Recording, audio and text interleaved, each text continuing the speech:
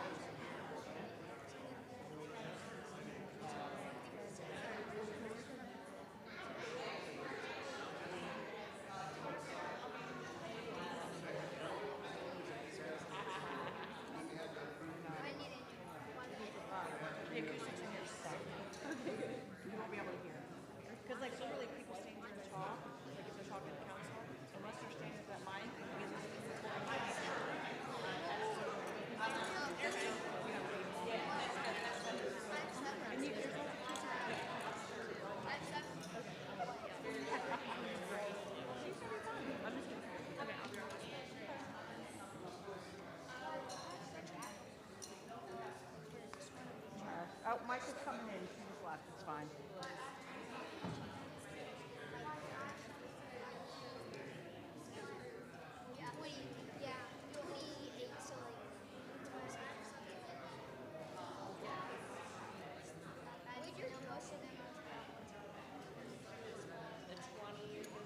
Oh, you got it. Who's on?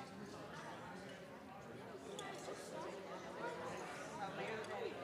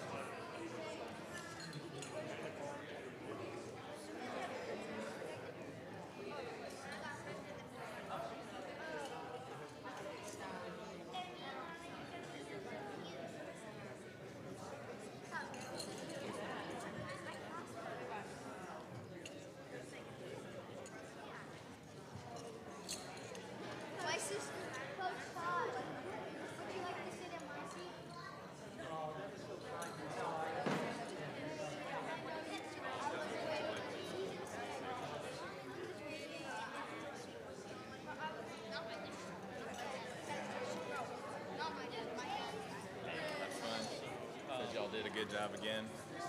Yeah, you I'll know check Matt- in with her.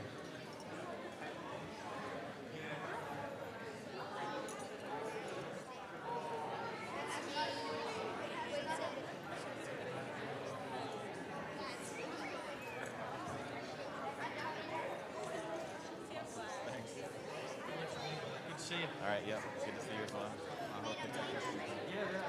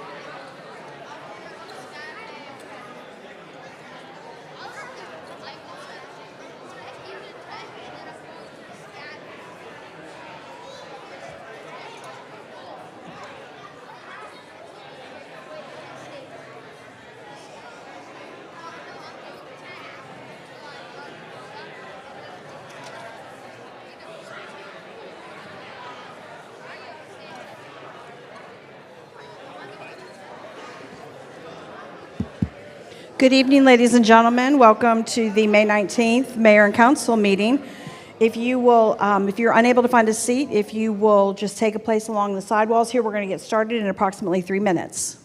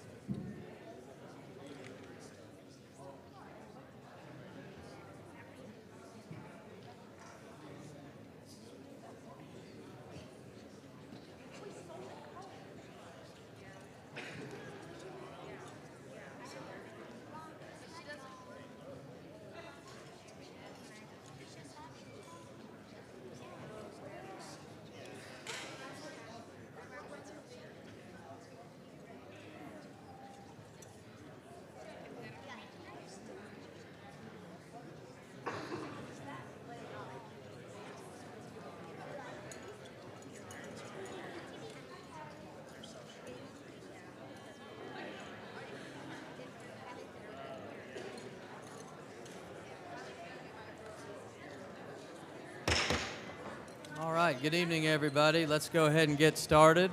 I don't remember the last time we had a standing room only crowd. Y'all must all be here for the budget presentation, right?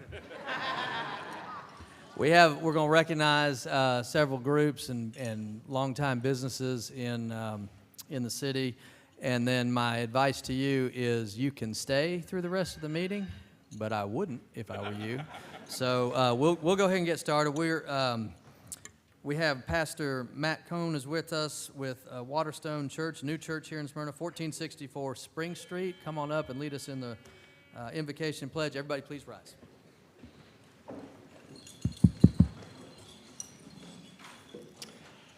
Let's all bow our heads and pray, or you can stand in any way that you feel comfortable doing so as we pray. But Father, we come before you right now, and we just thank you for bringing us all here. We thank you for the city of Smyrna, and we acknowledge that Smyrna itself as a city and all the people who are here are yours. We acknowledge the fact that about 150 to 200 years ago or so, there was a movement of your Holy Spirit that brought people here to gather here together to hear preaching from a Methodist pastor, and then eventually decided we want to make this place home. And so that is why they called it Smyrna as well, just being one of the couple churches in Revelation that were faithful to you. And so we thank you for that. And Lord, we pray that you would do something very similar here in our city, in our midst, even today. Lord, we know that you are powerful enough to do that. There's so much potential here. There's so much opportunity that exists here, and we would just ask that you would lead and guide all of it. We thank you that you are already here. in our midst as well. We thank you that you see us. We thank you that you know us. And we thank you that in seeing us and in knowing us, you also love us.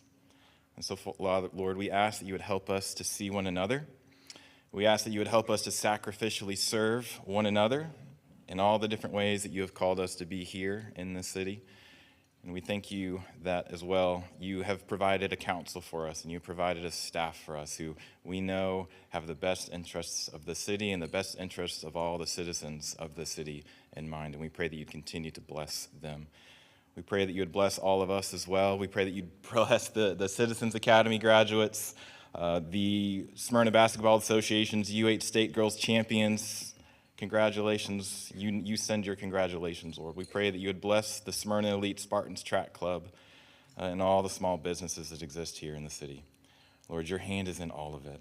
And we pray that you would give all of us wisdom, discernment, kindness, grace to see one another, to love one another, and to do so for your glory. And I know that not everybody here believes something that is unique and different to themselves, but for those of us, Lord, who will pray in the name of Jesus, we do that now. Amen.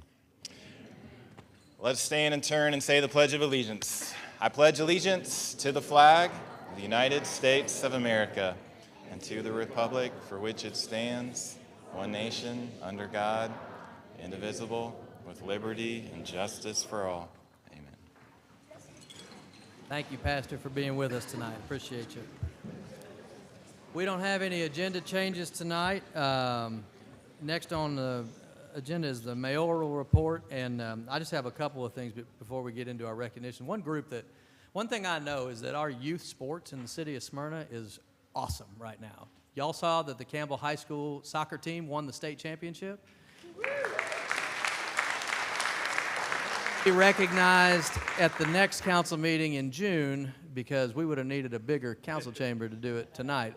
We also have gymnastics state champions. We've got volleyball state champions. We had baseball state champions. We've got track state champions. We've got basketball state champions, and probably some that I'm missing. So I'm super excited about all that we're doing, all the youth sports in the city of Smyrna, and I really feel like it's important to recognize the achievements of everybody as they are so successful in everything they're doing. So we will continue to do that at each council meeting as these state championships for Smyrna just keep rolling in. It's pretty awesome. And I need to mention Whitfield was runner-up at state, which is pretty awesome too in the soccer tournament. Couple of project updates for me.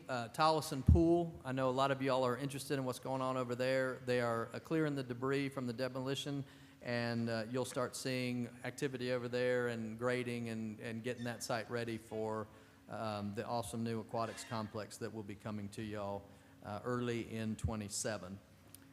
Ward 7 splash pad, if you've been down to Riverline Park, that's underway and is making a lot of progress. I think we're somewhere towards the end of the year on the completion date for that. If you've seen the fencing and activity downtown, we are expanding the splash pad, putting in a bathroom, and then a little kids playground there. And so that in the next few weeks, that should be nearing completion for y'all to enjoy, and I'm excited about that. We've had our sports LED lighting. If you all have been to our parks, at Jonquil, at Brinkley, Chuck Camp, all of them, they're replacing the old lighting with LED lighting, and that's been a good thing for us, and it will save a lot of energy over time. The Georgia Power building that we purchased, we are in the design phase for the interior of that. That'll be for our staff here, our Smyrna staff, that is desperately in need of more space. Rose Garden Pavilion and Playground, they're in the budgetary process for that, and so we're looking forward to updates there. And last but not least, it's not our project, it's a private business project, but if you've seen Stillfire Brewery is finally coming out of the ground, and they're making a lot of progress over there. So we're looking forward to completion probably first part of next year. That's my project updates. With that, we'll move on down the agenda. We were going to have an honorary mayor of the day today, August Backlini, but he and his family came down with something, and so we're going to do that in October, and we're all thankful that they decided to stay out of this chamber for tonight. Next is the recognition of the Smyrna Basketball Association's 8U State Girls Championship. And I would like to invite the team and coaches to come on up.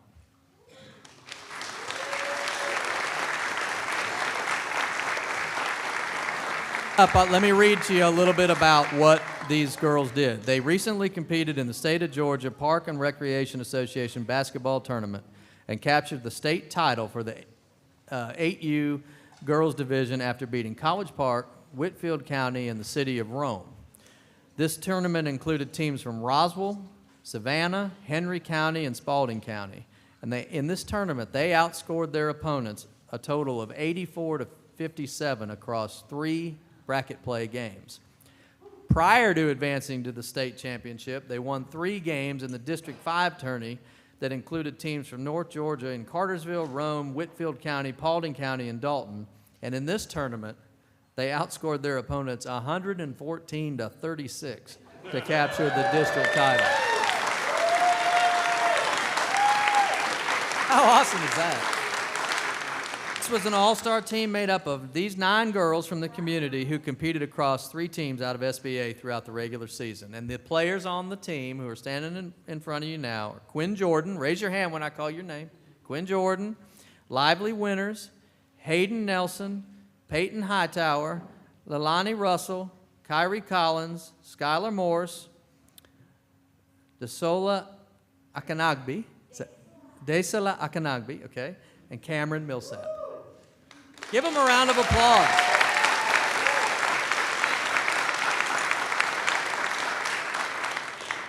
Invite coaches to come up and say a few words if you'd like. She didn't know she was gonna, but I surely did not.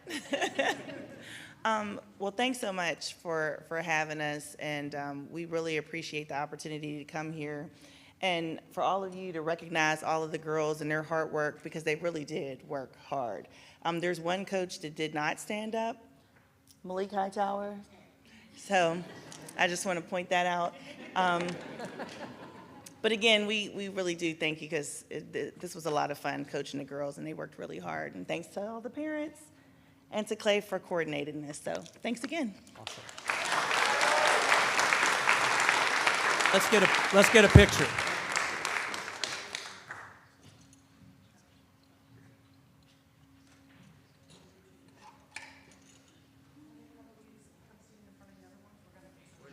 Right over here. Can I get right in the middle? Congratulations. That's pretty awesome stuff. All right. All smiles. Ready? 3, 2, 1. Thank you.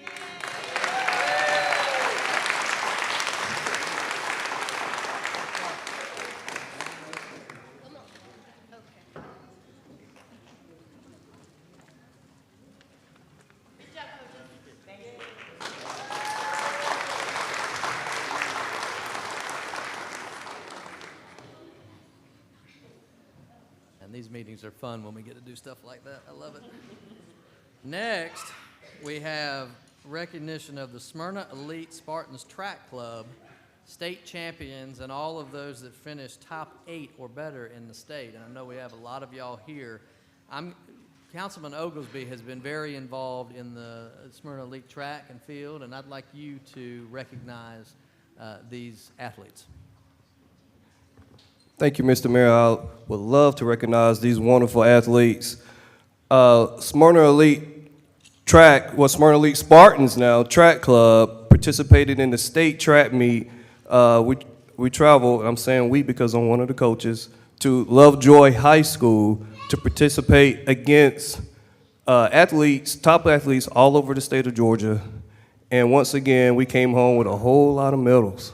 All right, so with that being said, I want to first recognize the coaches, because these coaches have sacrificed for years and years, in fact, and developed a lot of great talent, even talent as far as up to the D1 college track and field right now.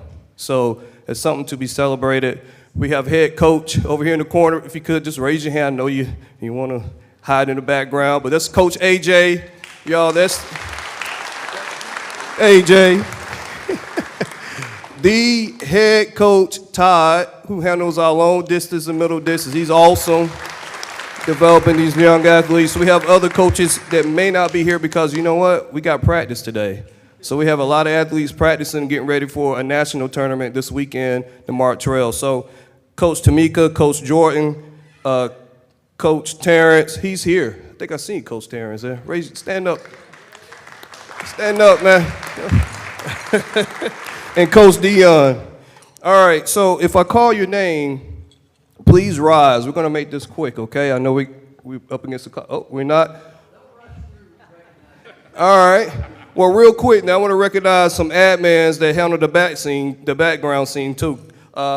Shelly Opon, stand up. She handles all this, takes care of us. Bridget Robinson, stand up, don't be shy. Yeah, they do all the heavy lifting behind the scenes along with the parents. I know there are a lot of parents there. Wave your hands, please. Those 8-hour, 10-hour track meets, we appreciate you. All right, recognition. William Smallwood, affectionately known as Liam, please stand. Want me to come?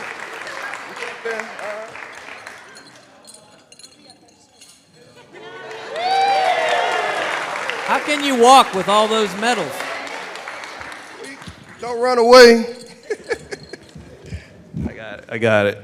All right, y'all see all that medal? That's a reason for that.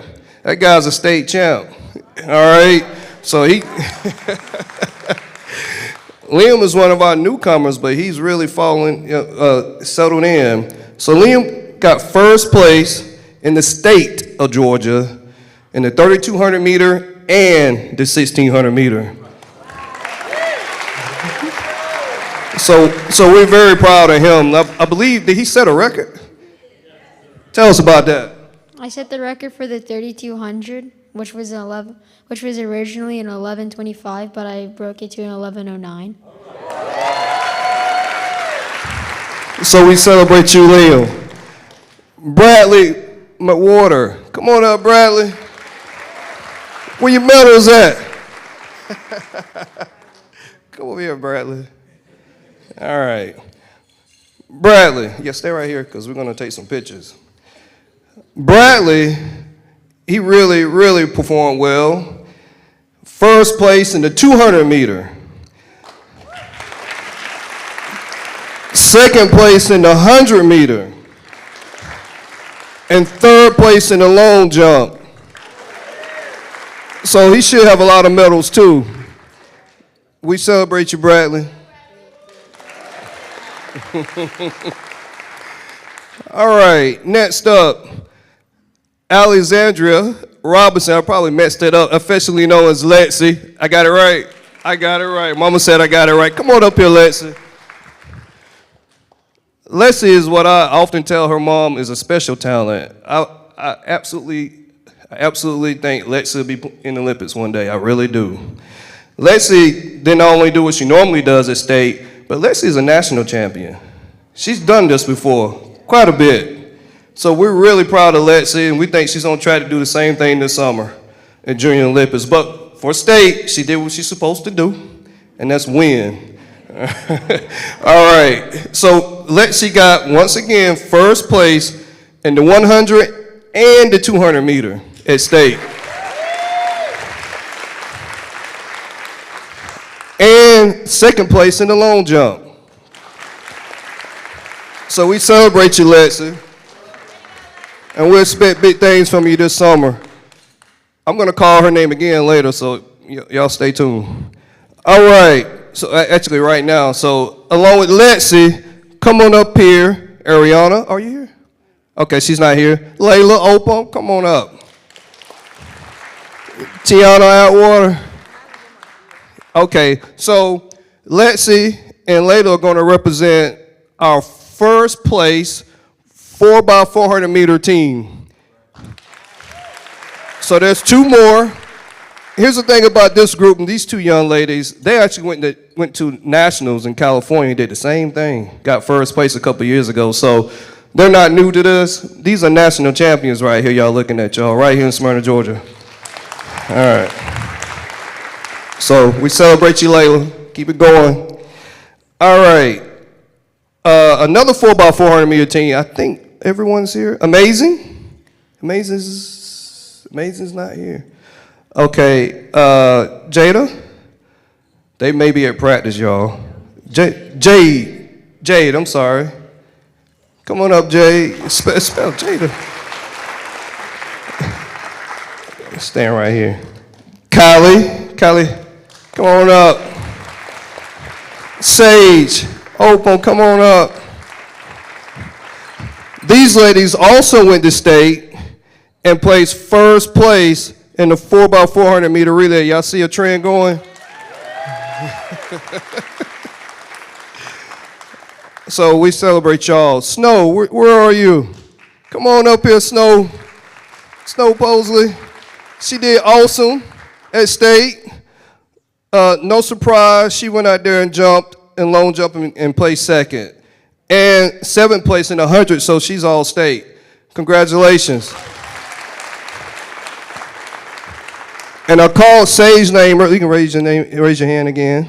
Sage, she has more, but you can see she got a lot of medals there. Sage also placed second place in the 800 meter. That's 2 laps around the track, y'all. In fourth place in the 400 meter, so she did a lot of running. And she placed in the 400 meter. Y'all do the math. That's a lot of sprinting. All right. Maya. Is Maya here? She's probably practicing. Oh, she is here. Maya Foreman, come on over here. Maya is is one of our newcomers, but she definitely made a splash, surprising us all. Maya went to state for her first year running track, period, and she placed second place in the 200 meter and second place in the 100 meter. This is her first year. She's never ran track in her life. So we expect some big things from her this summer. No pressure, but we're going to nationals. All right. Mason, is Mason here? Mason King, come on up, Mason. Mason's not new to this either. Come on over here. So you can see Mason got a lot of jewelry on. Mason does what he normally does when he was shorter than me. Second place in the 200 meter, second place in the 100 meter, and fifth place in long jump. This is in the entire state. He's been consistent. Congratulations, Mason. Amara, come on up. Amara runs my favorite race, the 400 meter, and she went out there and put up an impressive third place finish. We're so proud of Amara. Tiana Atwater, is she here? I don't think I saw her. Okay, she's another 400 meter runner, and she got third place. She's probably at practice. Amazing is not here. Amazing also placed. She's not here today. She's probably at practice. Third place in the 200, fourth place in the 100. So she did a lot of work. Wyatt, come on up, Wyatt. Y'all see all that jewelry he got on his neck. Wyatt got out there and did an impressive fourth place in the 3,200 meter and fifth place in the 1,600 meter. And I actually got another one of your medals in my car I got to give to you. So we celebrate you, Wyatt. Great job. Layla, we're not done with you. Layla also, in the open 400 meter, placed fourth. Raise your hand, Layla. They probably forgot who you are. There you go. Ariana, she's not here. She placed fourth place in the 100, sixth place in the 200. She's all state. Callie Cruz, fifth place in the 400. Yeah. So she got an open medal too. She's all state. Thomas Green, Holness. Thomas, come on up here. Is that your real name, Thomas? That's not what we call him. Thomas. His mom is here too. All right, we're hoping to get her on the staff soon. Thomas came in. Is this Thomas' first year? I think this is his first year. Thomas is all state. He placed fifth place in the 50 meter and 8th place in the long jump. And yeah, we expect some big things from her going forward. He really locked in the end. Where's MJ at? Michael Gilmore, come on up here. And his mom. Raise your hand, Mom. Michael came on. This is his first year running track. He normally does football. He's great on the football team. But he came out here and put forth a great effort and locked in, and he's all-state. 6th place in the softball throw. Great job. Last but not least, Evie Baker. Come on up here, Evie. Evie's been hanging around the track team for a long time because our brother over there in the corner, RJ, is a national champion. He's healing from an injury, but she's been watching him. Now she's up there on the medal, getting these medals. So Evie is all-state. She placed 6th place in the 1,600 meter, and we look forward to the growth, right? All right, congratulations. These are our state champions, y'all. Ricky, let's get a Oh, did I miss somebody? Oh, I'm sorry, Wade. Get up here, Wade. I'm sorry, man. Wade got all that jury on. I almost forgot about him. Wade placed 6th place in the standing long jump, 5th place in the shot put, and I'm pretty sure I got another medal for you too, Wade, maybe in my car, so we'll figure it out. All right, congratulations, Wade. This is Wade's first year too running track. Try to line them all up here so we can get a good shot. Hey, coaches, come on up. Can I stand next to y'all? Is that all right? Man, we are so proud of y'all. Awesome stuff. Do we have everybody? Hey, come on, you come right here with me. You come right here with me. All right. Everybody smiling? 3, 2, 1. Thank you. Great job, y'all. Congratulations. That's awesome. Congrats. Thank you. Hey, thank you, Todd. Appreciate y'all. See you in a little bit. Yep.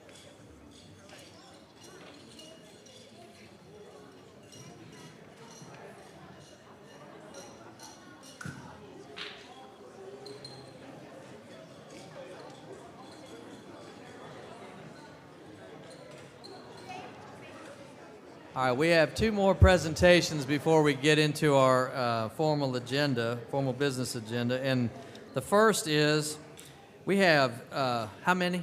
How many have gone through? 23. 23 Smyrna citizens who have spent the last several months going through the Smyrna Citizens Academy.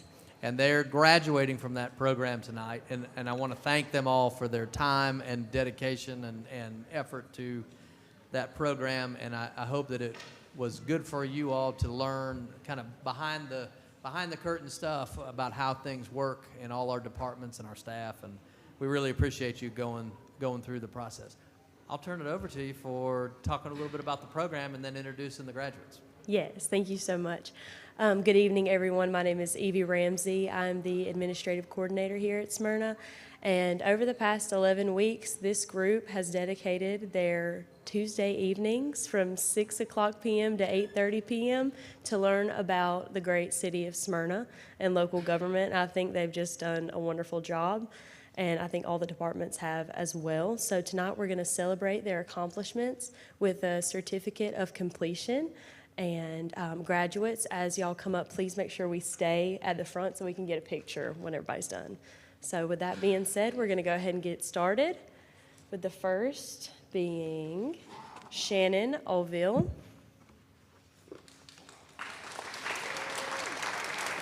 You want to pass him?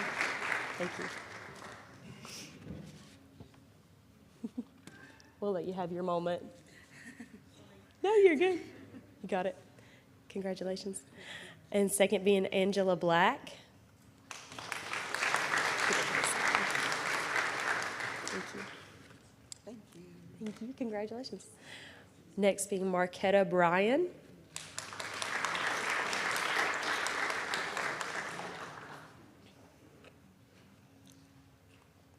Congratulations. Tanya Bryant.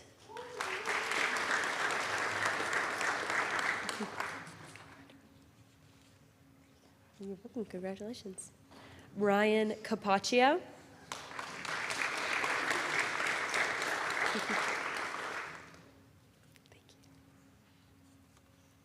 Thank you. Congratulations. Charlotte Dorsey.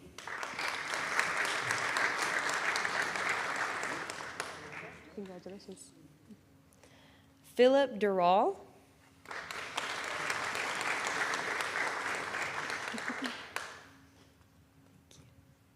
Congratulations. Clara Hodges.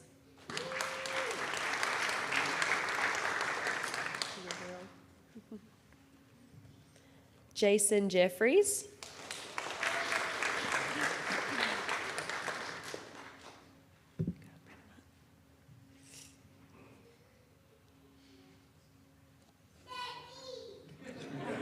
Oh, that was so cute. Elaine Jones.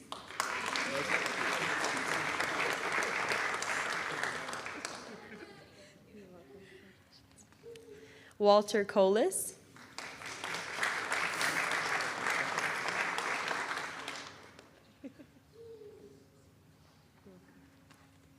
Heather Marriott.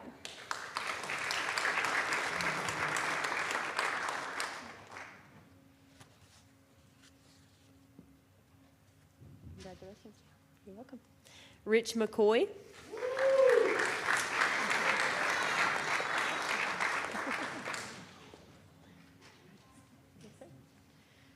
William Morgan.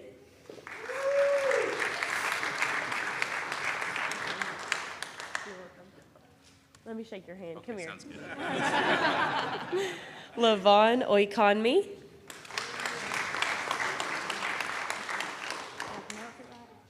Good. It's my pleasure. Francisco Ramirez.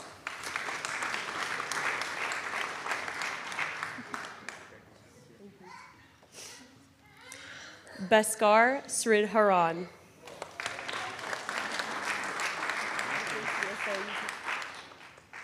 William Sutton. Yay!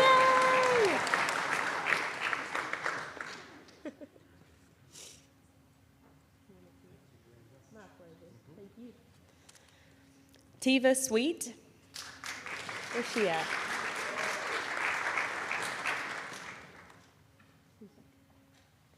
Thank you. Delane Thomas.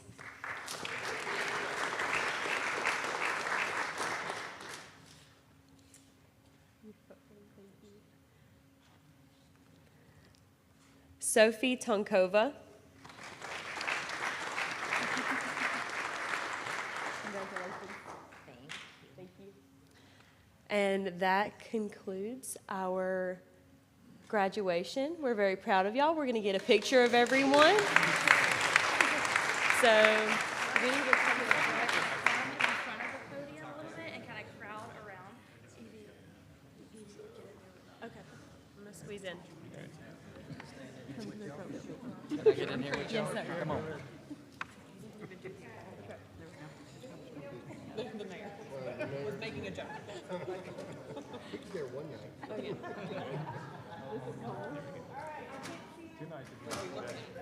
Everybody. All smiles, 1, 2, 3. All smile. Who wasn't smiling?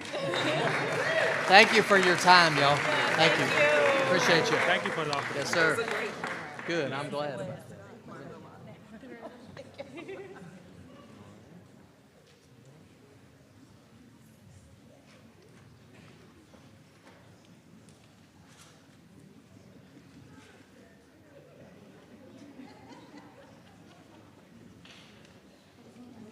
And lastly, but certainly not least, prior to our formal business, we are recognizing some long-standing businesses here in the city of Smyrna, some of which have been doing business for 20 years all the way up to 60 years here in the Jonquil City.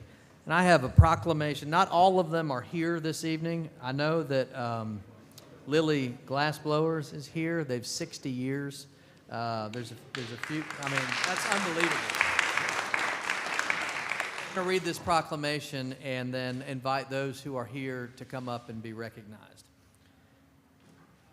Proclamation by the Mayor of the City of Smyrna in recognition of National Small Business Week and to honor businesses in Smyrna celebrating 20, 25, 30, 40, 55, and 60-year anniversaries. Whereas the President of the United States has proclaimed National Small Business Week every year since 1963 to highlight the programs and services available to entrepreneurs through the U.S. Small Business Administration and other government agencies.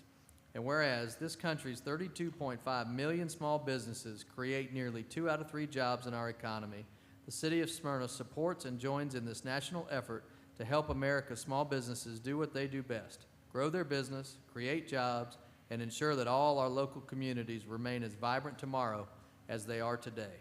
And whereas in 2025, the following small businesses in Smyrna are celebrating 20 years in our community: the Realty Group, Graciela Vizcarra, Mitchell Metals, Woodchase Academy, Dr. Gary Weichbrot, Fisher Orthodontics, Big Bear Construction, Maya West and Company, ProCare Cleaners, Humphreys and Company, UUA Printing, Heads Are Us Barbershop.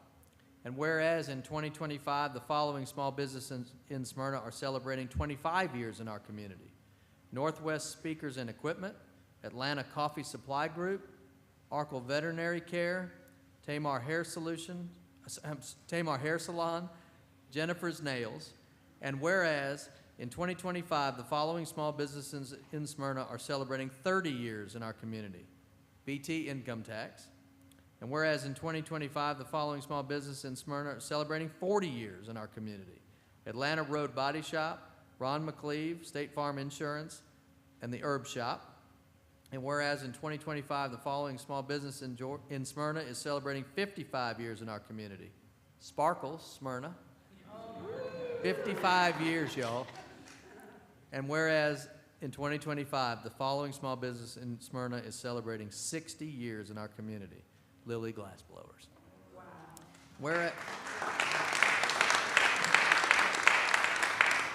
Whereas during National Small Business Week, the City of Smyrna acknowledges and celebrates the achievements made by all small businesses, including those celebrating significant milestones in our community.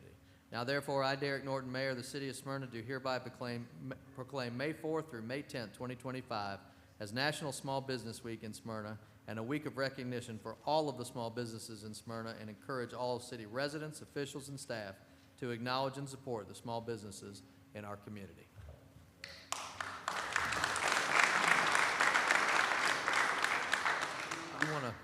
You want to say anything or invite these folks up? Well, you said I could, so I will. There you go.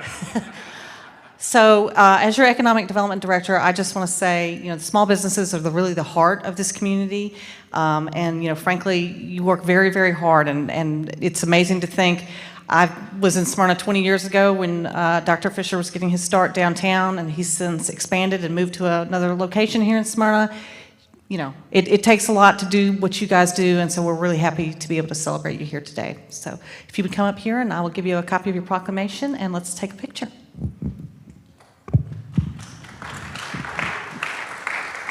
Congratulations. Dr. Fisher, thank you very much. Thank you. We'll talk after. Okay. Got lots of copies. Thank you. Come on in. Come on in. Get in front of the podium so we can get Come on. Come on over. All right. How you doing, sir? I'm good. How are you? Come on in, yo. Yeah, that's where I am up here too.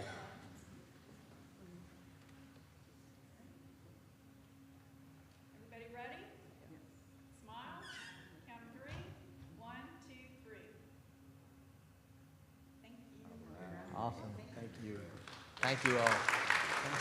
Thank you. Yeah. Awesome.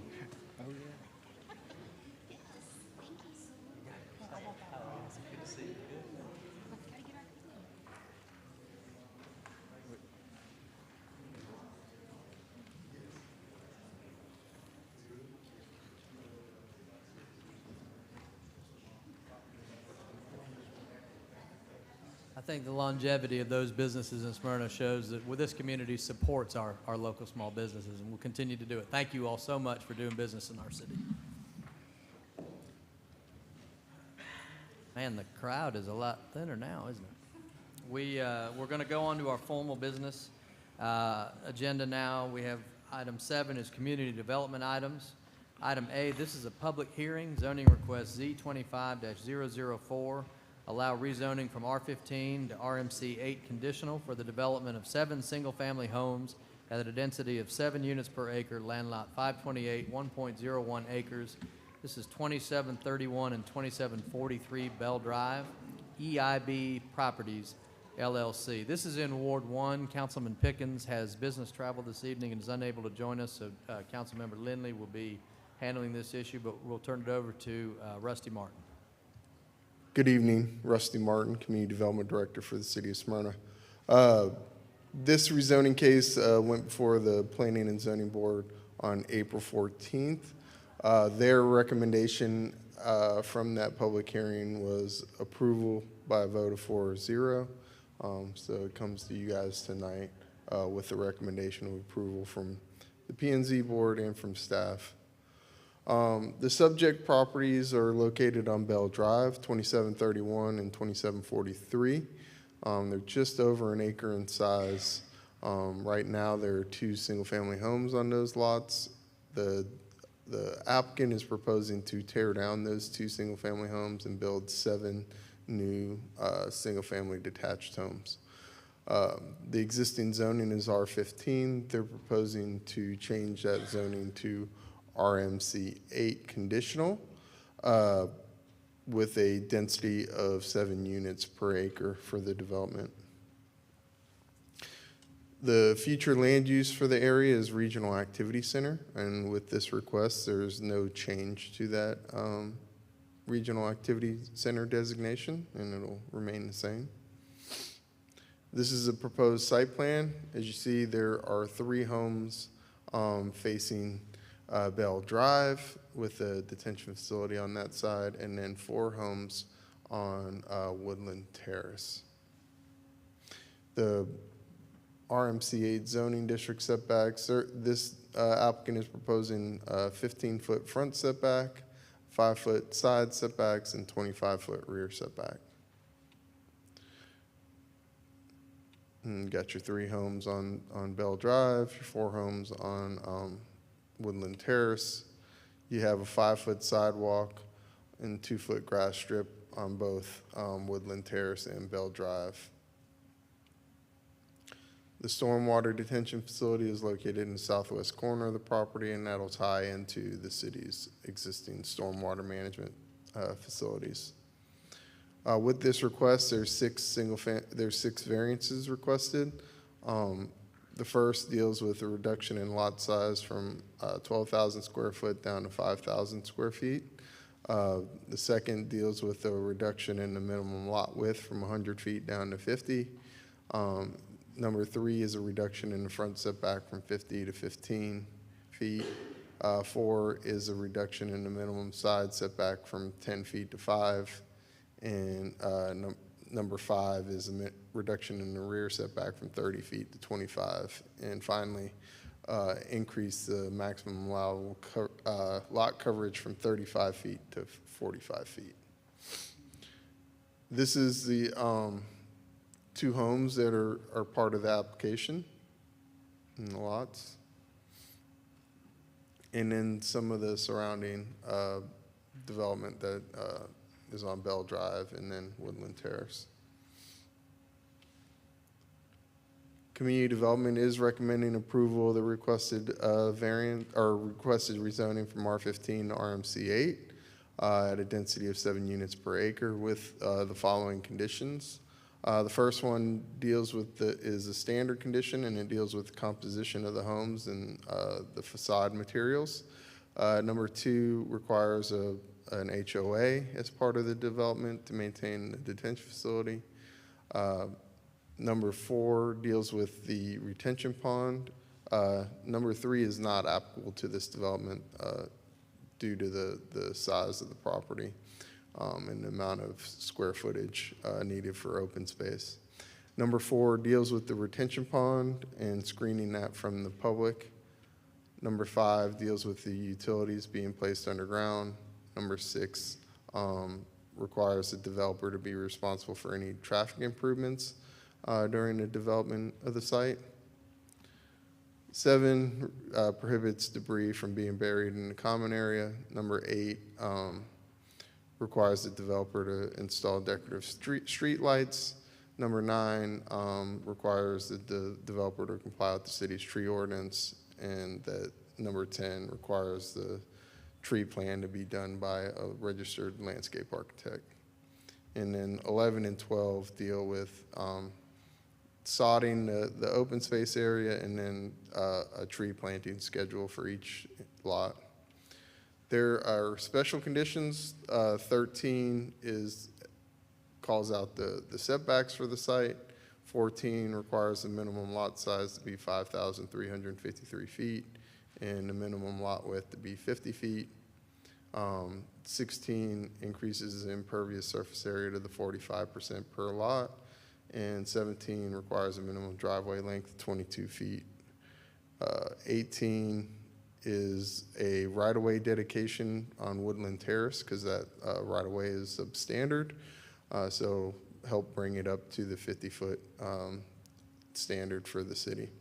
Number 19 requires the installation of this 5-foot sidewalk on both Bell Drive and Woodland Terrace.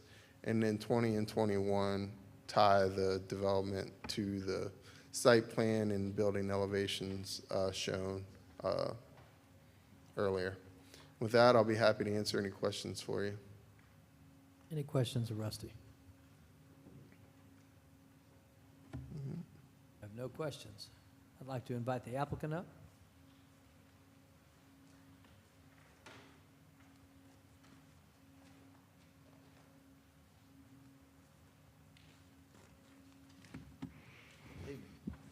Good evening, Mr. Mayor, Council. Kevin Moore here on behalf of the applicant, EIB Properties, in this application. And I'll be brief tonight. This is a smaller project, but one we think that starts to fill in a gap that's located there on Bell Drive and Woodland Terrace. I think Mr. Martin did an excellent job of reviewing the zoning application, the particulars and the technical aspects of it. But this application is for 7 detached homes in this property that's just over an acre. The property is really surrounded by townhome developments, because this particular area of Bell and Woodland Terrace has been redeveloped over recent time as you're coming away from 41 on Spring and then turn off in this area. It's been very much redeveloped, largely with townhomes, and very nice townhome developments, most of them exceeding 10 or 12 units per acre. And it looks very, very good, has been an excellent development, excellent community. In this particular instance, these remaining properties, there's actually remaining 5 properties, 3 of which simply aren't available right now. Those particular owners are waiting for long-term leases that they've had long-term tenants for. They don't want to kick them out of their house. And so is one of them. Another one simply wants to continue to own it and live there. So those will come available, but just not available right now. These 2 properties, though, are, and in looking at the development arrangement here with these properties, we did not believe townhomes would be the right way to go here, that we felt like detached homes would finish this off very nicely, provide for a different home product. In addition, by having townhomes, we were concerned with having more driveways out onto Bell and Woodland Terrace that wouldn't sit right with the way the rest of that redevelopment has occurred. But with fewer detached homes, we feel it makes for good land use planning. We have submitted home elevations and house renderings to city staff. They're excellent homes that will be built here in keeping with the redevelopment that's already occurred. What's proposed is consistent with your future land use plan designation. We have presented this to your Planning and Zoning Board and received a recommendation of approval. Staff has looked at this and also recommends approval with the list of conditions that we have worked with staff on and are in agreement with all of those conditions. We feel like it's a good rezoning. This will set up the remaining 3 properties so they can all be developed like this in the future, hopefully. And we'll finish this particular area off for redevelopment and do so in a very meaningful, quality manner. I'm here and can answer any questions that you may have, and appreciate your consideration tonight, and respectfully request approval with staff's conditions. Thank you each. Thank you. Any questions? Mr. Lindley. Thank you, Mr. Moore, and thank you as always for working with not only Council Member Pickens, but with staff. What's the timeline, and do we have any idea on price point? Sure. Timeline is fairly immediate. Once, if approval occurs, they'll move straight into final engineering design and step forward. So they'll move forward very quickly on this. The price points here will be in the, say, call it 500s, which is comparable, but a little bit more than what maybe some of the townhomes may have been going for there, because these are detached homes. So that's kind of the spot they're looking for. Thank you. Thank you. All right, this is a public hearing. I'd like to invite anybody now who wants to speak on this item to be sworn in by our city attorney. Is there anybody here who'd like to speak for or against this item? All right, seeing none, we'll close the public hearing, and I'll turn it over to Councilman Lindley. Thank you, Mr. Mayor. Having conferred with Councilmember Pickens, and again, thanks to staff as always, and Mr. Moore, I think satisfied this is a great project, and with that motion, do pass as presented. Have a motion to pass. Do I have a second? Second by Mr. Welch. Everyone please vote.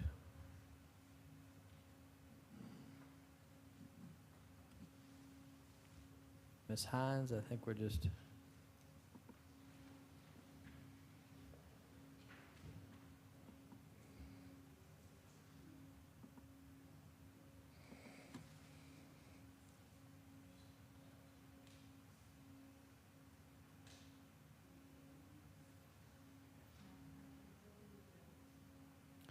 We're having technical difficulty. How do you vote? In the affirmative, okay. And that's approved 6-0. Thank you. And just a personal note, my first home in Smyrna was right in the entrance to the neighborhood at the end of Bell Drive, and I've witnessed all those homes build, and I think it's been a pretty good improvement over there. I hope that my former neighbors agree. Thank you for continuing that development. We don't have any privilege license or show cause hearings tonight. We'll move on to formal business. Item A, approval of Mike Jones as interim city administrator, administer his oath of office by City Attorney Scott Cochran, and authorize the mayor to sign and execute all related documents, contract documents. And as you may know, our former city administrator, Joe Bennett, retired recently after over 30 years of service to the city of Smyrna. And we have tonight with us Mike Jones, who's no stranger to the city of Smyrna. He was our city administrator previously for a stint, and has most recently served as vice president and Georgia regional manager with W.K. Dixon and Company. He served as principal engineer of Edison Engineering Group. Additional experience includes county administrator for Paulding County Board of Commissioners from January 2009 to March 2015. I got to know Mike in my first term on the city council. We overlapped a little bit with that, and I'm glad to have you here. I'd like to invite you up now. Anything you'd like to say before this important vote, this is your chance.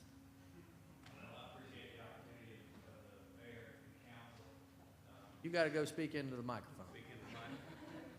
Don't you remember how this works? I'm not used to being on this side. But I appreciate the confidence in the mayor and council in me. I look forward to returning as a city administrator for the city of Smyrna. There is an incredible lot of momentum that's here in Smyrna. The construction that you have going on is impressive. The growth that's occurring, and not only just the growth in and of itself, but the quality of the growth that's growing. A lot of good public improvement projects. The park project's fantastic. The downtown area looks as good as it ever has. Hats off to all of you for that. But I would, if you will have me as your city administrator, I will accept wholeheartedly and give you everything I got, Mayor. I know that to be true, so I guess before you take the oath of office, we better take a vote, huh? All right, all those, do I have a motion to approve? Motion do pass. Motion do pass. Second by Mr. Welch. Everyone, please vote.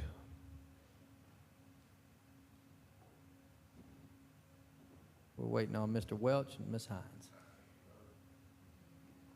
Having technical difficulties. How do y'all vote? You seconded it.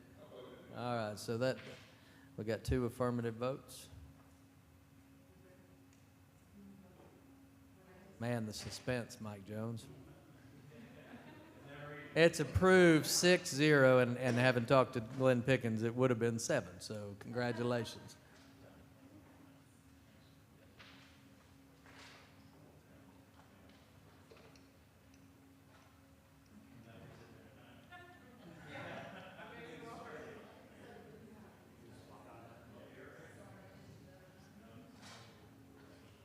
Okay, wherever you want to come on up here. Let me move out of the way and come up here under the seal and administer the oath of office.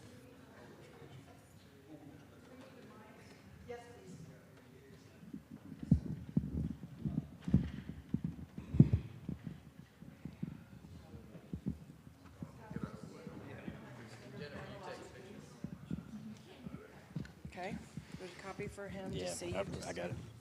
Yeah. I'm gonna stand right here, you come stand next to me here. So, Raise your right hand. so before we get started, let me just take a quick personal point of privilege to say that I'm excited to do this. It's nice to be working together again.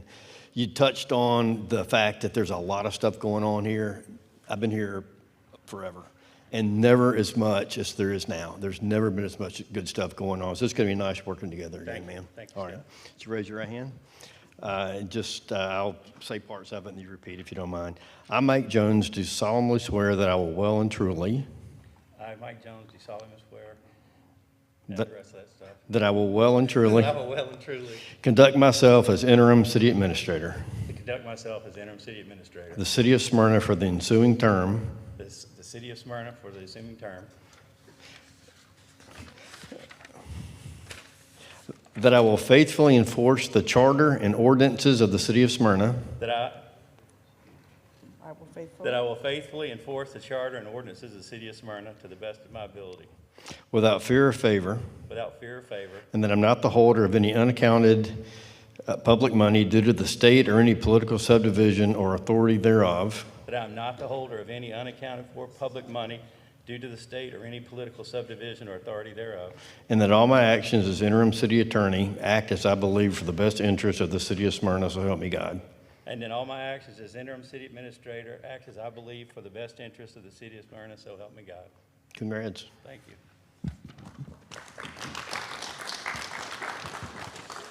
I'll have you sign these down here. And then I'll give you the copy. Yeah. Yeah, You stay up here, too. I think we stole this from downstairs, didn't we? That's right. I'll take that. There you go.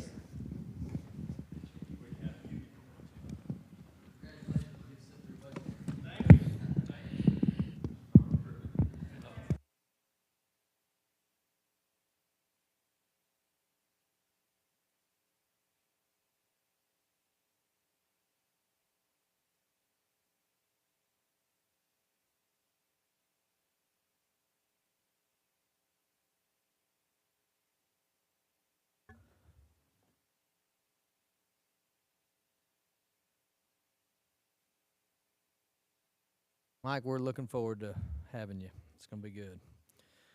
Item B is public hearing. This is our fiscal year 2026 proposed budget. So I'll invite Landon up now. Do you want to go down, or do you going to stay here? You're going to go down. All right. Staff has done an excellent job putting this budget together over the last several weeks and months, and just really proud of the finished product. So with that, take it away, Landon.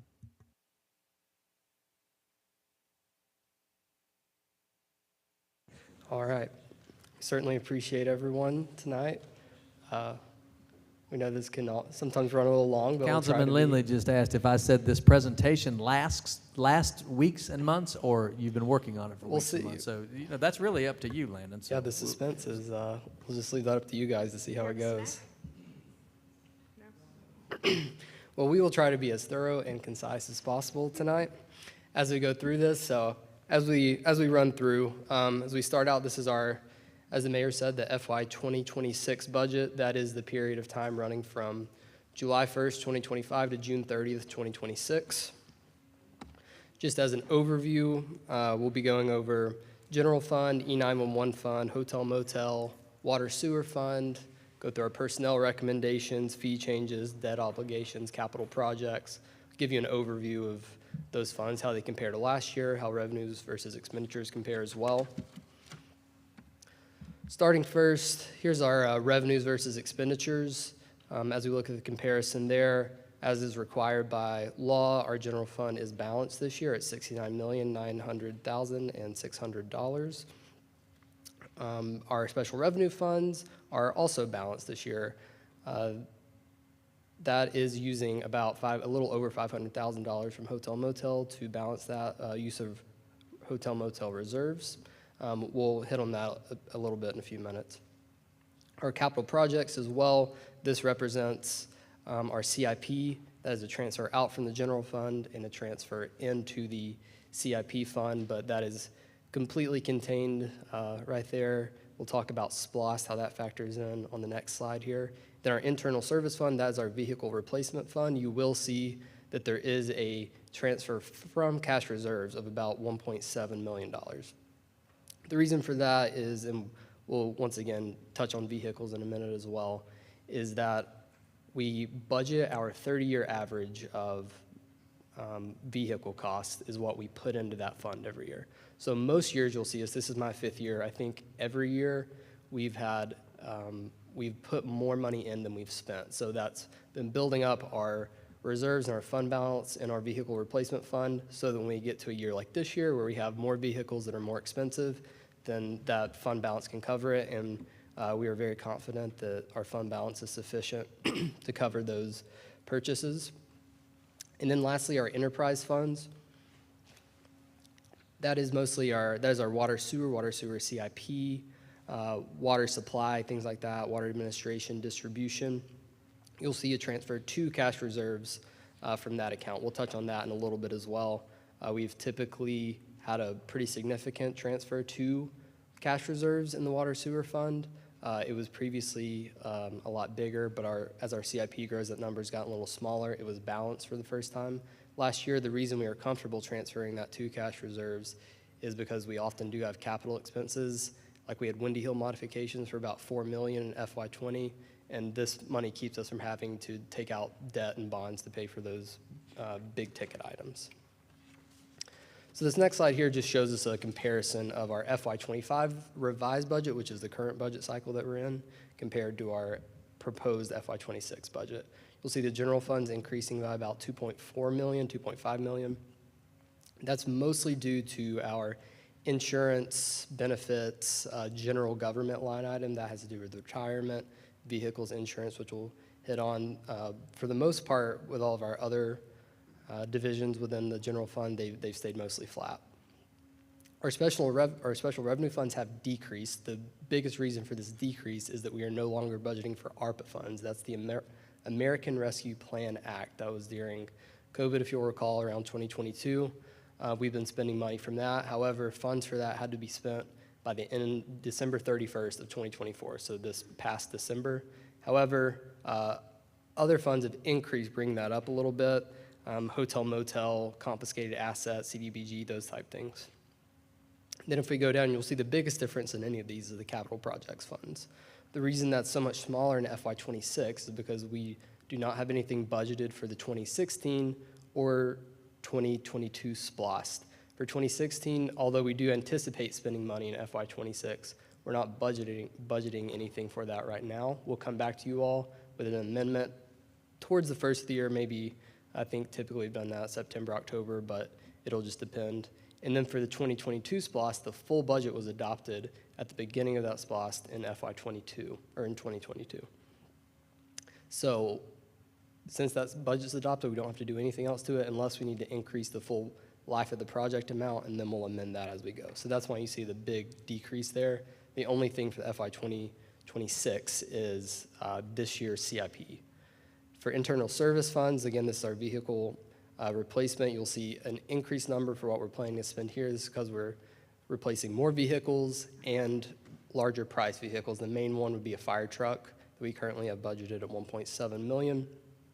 And then a few sanitation trucks for $300,000. We will be coming, I believe, with an amendment. We have a few things that will be changing. I'm not sure when Kristen will decide when to do that, but this is our budget for that. And then our enterprise funds, you'll see a decrease there. Pretty much that full decrease is made up of a decrease for the water sewer CIP transfer, which went down by about $560,000. That represents almost that entire decrease there. This is just kind of an overview into categories for our general fund revenue. As you'll see, property taxes is by far the largest percentage-wise revenue source for our general fund. This is a decrease. It makes up about 61% of our total revenues this year. Typically, it's about 65%, or that's what it was last year.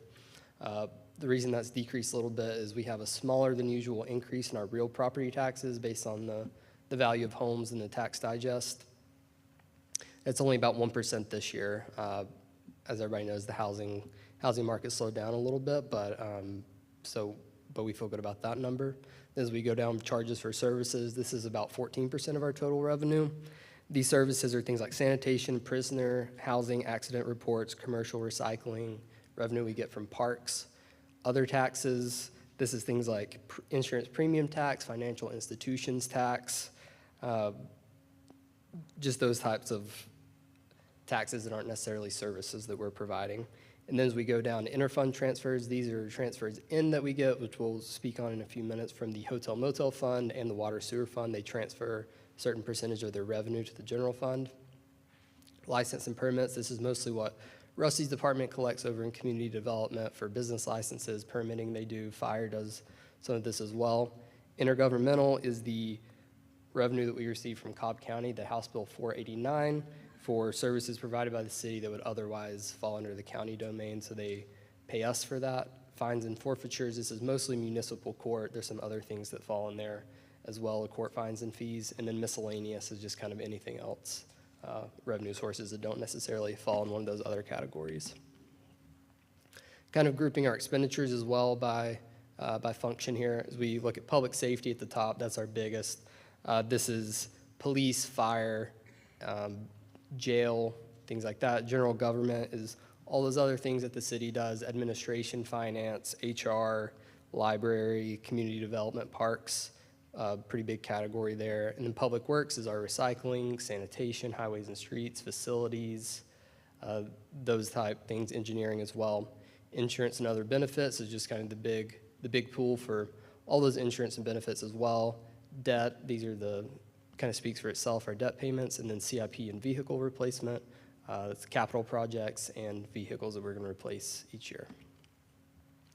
Just some notable expenditures we kind of pulled out, especially insurance and benefits, since that's such a big line item. So overall, with these, we have about a $425,000 increase. That's about 3.7%. For health insurance, we're actually decreasing this year. It's down for the full amount from $6.2 million to $6 million. And 90% of this is absorbed by the general fund. So how we do that is the percentage of employees that each fund has. That's the percentage they pay for these benefits like health insurance, retirement, prescriptions. The general fund has about 90% of our employees, with the other ones falling in hotel, motel, E911, and water sewer. So we are actually decreasing our health insurance, and we're projected this year to actually fall a little below $6 million of what we're budgeting, but the 5-year average, we're at about 6.2 million. Some years we've been well above that, some years we've been well below, so we feel comfortable with that number. And then our prescriptions are increasing from about $525,000 to $600,000, a 12% increase. We're seeing a little higher, but this is historically about where we've been at. We also have a $150,000 increase to other insurance. This is the category that captures all other insurance that's not health insurance. That's liability, cyber. Some of the premiums there have gone up, as well as claims. So we're increasing that. That's for the whole city. We budgeted it all in one place. And then for retirement, we have a $341,000 increase there. All of our employees use the Georgia Municipal Employees Benefit System, or GMEBS would be the acronym there. This is the pension component of that. So assuming that all of their assumptions hold, making this annual contribution ensures that we'll be able to meet those future pension needs. And we see the increase there. This is about $3.4 million for the general fund, a little over $3.7 total. A note here for retirement, and we'll also hit on it for debt. A few years ago, council, with money at the end of the year, has set aside reserves that are earmarked for specific uses. Among those were vehicle replacement, capital replacement, debt, and retirement. So what we were doing with this is we were using $200,000 of that money that was set aside. I believe this was just a year or two ago because we had to revamp some of our retirement. We were using that for the retirement, and then we were also using $300,000 to fulfill some of our debt payments just for this year. We still have a healthy balance even of those committed funds that we'll be using for that. The last line here, $901,000 for contingency.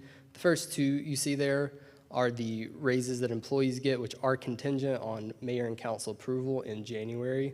We'll come back to you at that time to vote on it. These are not set in stone, but we set this money aside for that. The top one for merit raises is based on employees' performance appraisals. It ranges from 0 to 3%. And then the COLA, that's a cost of living adjustment. We started doing this about 3 years ago. And the initial few years to catch up to get employees where they need to be because everyone had fallen far behind for inflation. We did whatever one of the metrics that we use judging inflation, that's what the COLA was set at. However, beginning last year, we kind of got caught up. We capped that at 3%. We're doing that again this year. And then the last line item you see there, $48,000 for unallocated contingency. This is essentially just to balance the budget to plug that, and that's for things that may come up throughout the year that we need some extra funds for. A few other expenditures here. We have $200,000 for a comprehensive plan update. This is, again, Rusty's department for the comprehensive plan, which is required every 10 years from the state. This helps guide future developments, land uses, housing. It is required, again, so that's something we must do. And then we have $200,000 for stormwater master plan. We currently don't have a good master plan, so our public works folks don't really see a good path forward until we get an exact plan of how we're going to address these issues as they come up. Do things like create an inventory system, plan for expansion, R&M, reduce flood risks, which we feel confident will help us in the long run if we have a good plan. And then next we see $32,000 for blanket concert event series. This is a great series that Parks began a few years ago. I believe they're increasing that from 5 events up to 7 this year. They do those at the Village Green Park and the Reed House. They're budgeting for that once again. And then the last one you see here, $237 for traffic improvement, roadway maintenance. This is just the general fund. It's kind of putting everything that we're spending in these different places all together for things like pavement markings, general repairs, maintaining roadways, traffic detection cameras. And then on top of this, we also have about a little under $800,000 in SPLOST for FY25 and FY26 that we'll have to put towards traffic improvement, that's traffic calming, things like that. Going through a few of our funds really quickly here, as I've mentioned these before. The first one is our E911 fund. So the city operates its own E911 call center. So if you make an emergency call within the city, it gets routed to our dispatchers. The top revenue source there, E911 fees from phone companies. These are collected from telecommunication providers within the city. This number stayed pretty steady the last few years. It had a bit of a drop off a few years ago. All these numbers, aside from the transfer from the general fund, are the same as they were budgeted in 25. The only difference is the transfer from the general fund is actually a little less.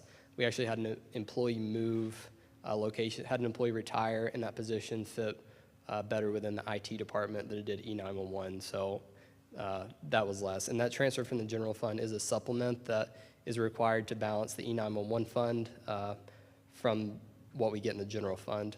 This has historically been a little low, and we're certainly hoping it will be lower this year as well, but we wait till the end of the year to see what the number the fund needs is. And then you'll see the salaries and operating expenses at the bottom there.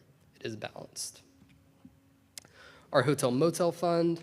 Next, if you see at the top, hotel motel taxes, this is just a tax on room nights occupied in Smyrna hotels. Understandably, this took a big dip during COVID and people were traveling less. However, it's recovered extremely well and we're trending really well this year. We're hoping it may actually be above this number. This is balanced with a use of hotel motel reserves of about $509,000. We have sufficient fund balance in the hotel motel fund to cover this. And you'll see at the bottom, it's, as I said, it is balanced. The payments to the Cobb Galleria, so the city does have an agreement with the Cobb Marietta Coliseum and Exhibit Hall Authority, so that means a fixed percentage of the revenue that we get for these hotel motel taxes are paid to Cobb Galleria, and then a fixed percentage, about 37.5%, is transferred to the general fund to reimburse the general fund for things that it does. So you'll see those amounts, $666,000, $661,000, thereabouts. And for the expenditures, this is used to fund our community relations fund. So we have a few employees there, Jennifer and Patrick. That's what funds those. Going next here to our water sewer fund, you'll see at the top our main revenue for water sewer usage. We operate a water sewer utility. This is a big number, however, increases that we get from, we buy our water wholesale from Cobb County Marietta Water Authority. They have increases each year that used to be 2% every year. Recently it's been 2.5%, and then we've recently found out in the last month or so it's going to be 3.5% through fiscal year 29. Those increases are passed along, so our revenue increases, but then you'll see going down to our expenses, our wholesale purchase of water, that's by far our biggest line item, that increases as well. Then if you look down the next line to transfer to water sewer CIP, that number is actually decreased about $560,000. I think I may have mentioned that a few moments ago. So once again, we do have a transfer to reserves of about $178,000 for our water sewer fund. This is to help us cover any capital expenses that we have come up that can be extremely expensive. And then one last note here, you see about $2.2 million for the transfer to general fund. This is to reimburse the general fund for things the general fund provides the water sewer fund. It's things like IT, HR, finance services that it throughout the year gives the water fund, and we have a strict cost allocation formula each year that we do to make sure that the water sewer fund is reimbursing the general fund for that. It's about a $52,000 increase from FY25. We do have a few proposed fee changes here. Most of these are small, starting at the top here, community development. The only thing they are changing is they're adding a $500 fee for temporary certificate of occupancy. This covers coordinating and inspections necessary to get these temporary certificates done. And then as we go down, fire has a related fee that they're adding for that. And it's just the time that staff spends having to coordinate letting these businesses come in early to do things like training and move in furniture before they're actually occupying the building for business. Fire has a few other small ones. Fire sprinkler plan reviews. We're going from $150 to $250. We have new fees for $100 for limited work permits, fire sprinkler suppression systems, and fire alarm system. We have new $100 fee for fire safety system removal permits as well. And then for parks, and I will note for all of these in the bottom right, you'll see the page in the budget book, which is posted online. It's in the library as well as the city clerk's office. That's available for citizens to view and staff alike. So for Parks and Rec, we did undergo a financial sustainability study and created a plan within the past year. This included a cost of service analysis. The company did a very good job going through everything with us. So Parks is revamping their fee schedule to reflect the results of that study. Too many to list them all here, but I would refer you to the budget book if you want to look over those more closely. We did speak about the water sewer fee changes. They have a few other changes, mostly increases just to keep up with the cost of materials that we're paying.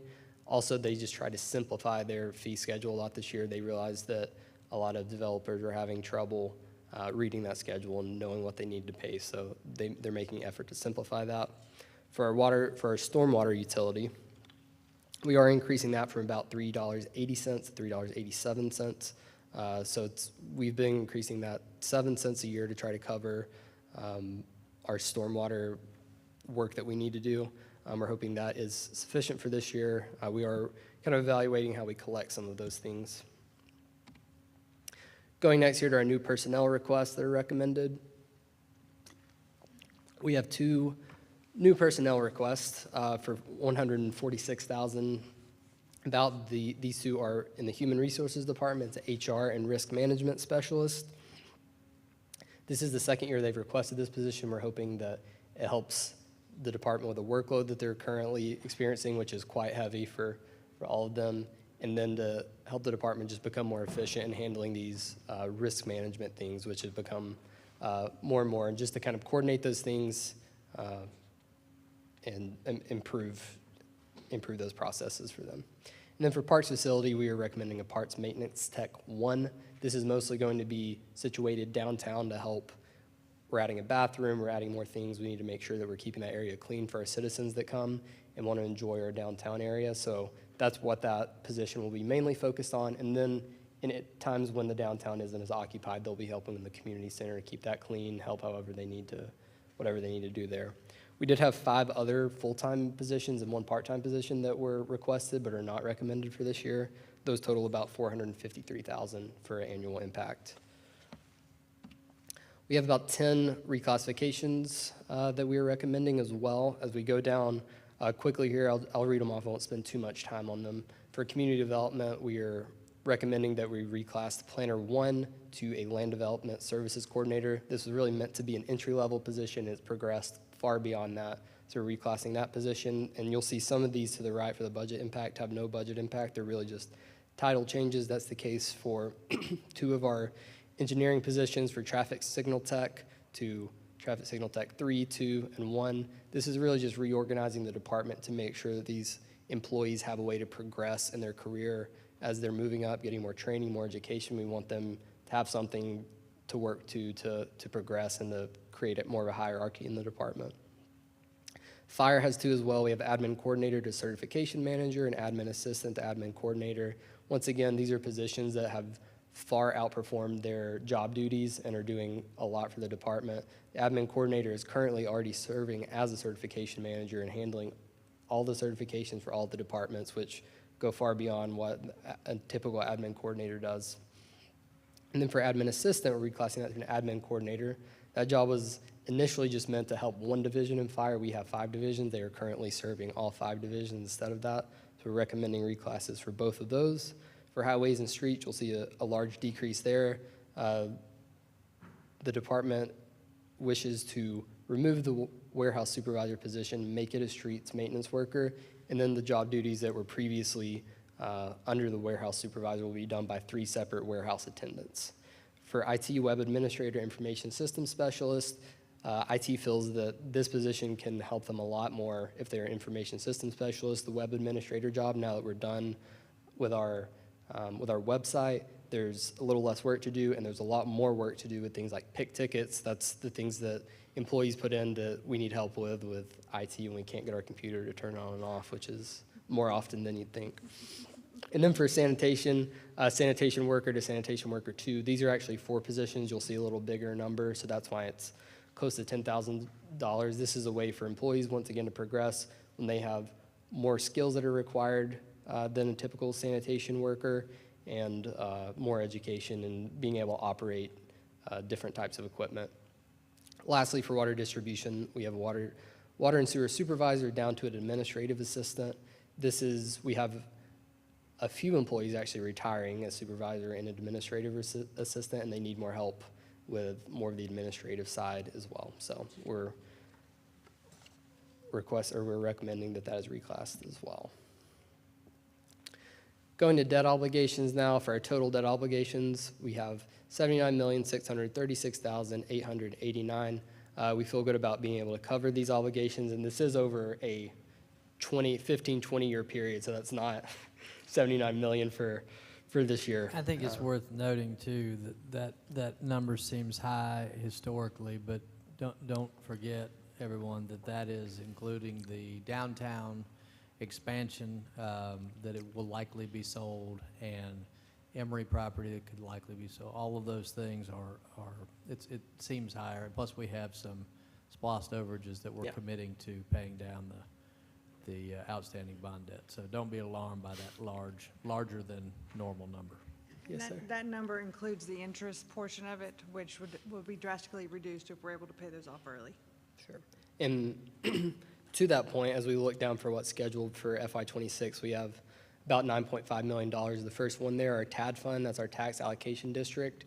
We only have $322,000, a little over that is scheduled to be paid out of that bond for this year. However, in FY25, we were able to pay an additional $1.97 million, and this year we're anticipating being able to pay an additional $2.1 million towards that, because everything we collect in property taxes from that tax allocation district is put to pay off those bonds. We're anticipating being able to pay those off significantly early. We also have about $2.37 million that we're paying from SPLOST towards that, so that's not an obligation on the general fund, that's just what we collect for SPLOST. As I mentioned before, we are using previously committed funds that was set aside specifically for the purpose of bonds. And then for that about $4.5 million from the general fund, about 3.2 of that is for the 2005 bonds for parks and rec facilities. We only have a few more years left of that, then we'll be done with that. We have $666,000 for the Smyrna Grove bonds we took out in 2016. 1.52 of that is for the SPLOST bonds to get a head start on that from 2021. And then a portion of that is paid from the general fund, and then that 2.37 you see is paid from SPLOST. And then we have $855,000 from the church bonds for 2024, and then the recently agreed to bonds are about $412,000, which could change depending on when those are sold in the summer. Enjoy. They're proposed to be sold in July of this year. Alrighty. Moving next here, sorry about my cough. Moving next here to general fund CIP. So we do plan for our general fund over a 5-year period. However, only the first year, so that would be FY26, is actually budgeted there. So everything else is just planned, and those numbers certainly can and do change. This is our general fund of about $2,046,000 is a $362,000 increase from our FY25 adopted budget. However, a note here, the past 3 years we have paid for almost all of our general fund CIP from ARPA money. And again, that's the American Rescue Plan Act. There's no more ARPA money this year. The only project that we have not paid for from ARPA is the green energy projects, which is budgeted $1 million. The reason for that is we have a specific revenue funding source from that in the general fund, but everything else is budgeted from has been budgeted from ARPA, and this year is coming back into the general fund. So that's about a $1.04 million increase from FY25. This is historically how it's been budgeted, but we just had the ARPA money that was specifically for capital projects these last few years. So it's essentially a return to normal. Going just through all of our CIP projects this year, the CIP committee was made up of staff, the mayor as well. We met all the way through January, had a meeting in December as well, going through this list and making it. And one note here for our capital projects, we do have plenty of money in CIP that we are spending on a lot of these areas, or I'm sorry, in SPLOST, in 2022 SPLOST, 2016 SPLOST. Councilman Lindley participated in all of those meetings as well. I just wanted to make sure that he was recognized for his time in that effort. Absolutely, yes, sir. Which it is this is a repeat performance for many of the council members.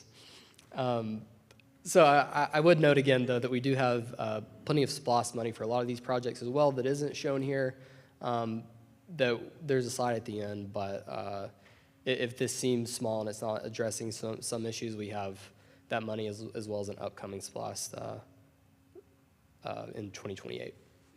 So for Parks and Rec here, going through these quickly, we have kitchen renovations for Bronner. This is just to replace appliances, shelving, floors, all those things in the Bronner Hall. And then we have kitchen renovation for the community center on the schedule for next year. And then we have playgrounds, R&M. Our Parks Department has made a preventative maintenance schedule that they're trying to keep up or hoping to do some things through SPLOST, but we want to make sure to address all those maintenance issues and not get behind on anything, so we're putting money there. Sports field improvements, this is to replace things through all our parks like fencing, nettings, wind screens, things like that. For parks maintenance equipment, we have a few years on the schedule for this, but for this year, I believe this is a top dresser they're hoping to purchase with this. As we go down for fire training, ground improvements for $30,000 and functional fitness equipment for $30,000. The training ground is just to help the department utilize the space that they're using better. That's over at the Public Works Complex. This includes just a covered area to keep all their equipment, concrete slab, lean-to for storage, gravel, more props, and just to generally upkeep the area. And then for functional fitness equipment, they're hoping this is equipment that is made specifically to help firefighters mimic exercises they'll be doing as they're out in the field rather than just traditional weightlifting exercise. They showed us quite a bit of research to show that this would help prevent injuries and keep them safe and healthy as we go forward. Next, for our property and evidence remodel for police, this is an area where they keep evidence, which is very important to be secure and safe and clean, and they have a lot of lockers that are in a complete state of disrepair that are irreparable right now, so we're just hoping to improve that area, make it a more efficient area for them to use and a secure area for them to store evidence. For Public Works, they have several here. Traffic sign and striping improvements. This is actually a combination of a few older projects that they put together. This is just to help us to comply with Federal Highway Administration regulations, update pavement markings, improve safety, replace signage, things like that. And then traffic signal improvements. Again, kind of speaks for itself. This is outdated traffic signals, LED lights, cameras, things like that, conducting studies as well. So we go down there, backflow testing and replacement. This is to make sure that our water's flowing the way it should with no contamination. Public Works restroom addition. We have a lot of Public Works employees that are currently all sharing one bathroom and just making it a very bad situation over there. So we are certainly want to help them become more efficient and not have to work in those kind of conditions. I mentioned green energy projects. This is mainly used for some of the work that we're doing with Georgia Power. This is collected from a specific revenue source, which is the streetlight fee that residents see on their property tax bills. As we go down to water heater there, water heater replacement, we're wanting to make sure that we're not only replacing water heaters after they bust and flood entire buildings and then cost us way more money. So we're wanting to do that preventatively to make sure that we help address some of those issues before they come up. It's a similar thing with leak detection. As we move down here, this leak detection thing is great, where once any potable water that is a leak is detected in a building, it shuts all the water down, preventing further damage and preventing us from insurance issues.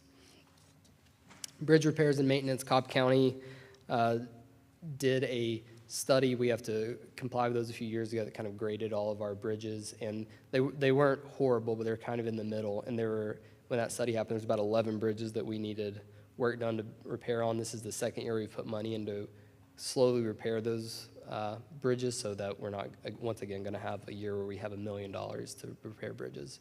And then for sanitation carts and underground sanitation carts, these are the wear and tear of sanitation day in and day out. Those get broken, we need to replace them. So we've had money in there for quite a while to make sure that we're replacing those.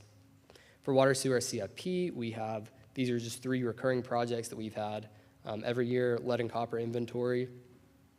This was federally mandated by the EPA to be completed in about 3 stages. So you'll see we're hoping that will be over in FY28. And then infrastructure and drainage projects. These are just any projects that come up. Instead of bouncing up and down, we've begun a few years of increasing that about 7% every year. So that's why you see the study increase the build up to make sure that we have enough money to replace those things. And this is funded by transfer in from the water sewer fund. For stormwater CIP, once again, this is just to help any stormwater infrastructure to make sure that we are keeping up with that. We have about a 7% or a 7-cent increase. This is about a 2% increase each year.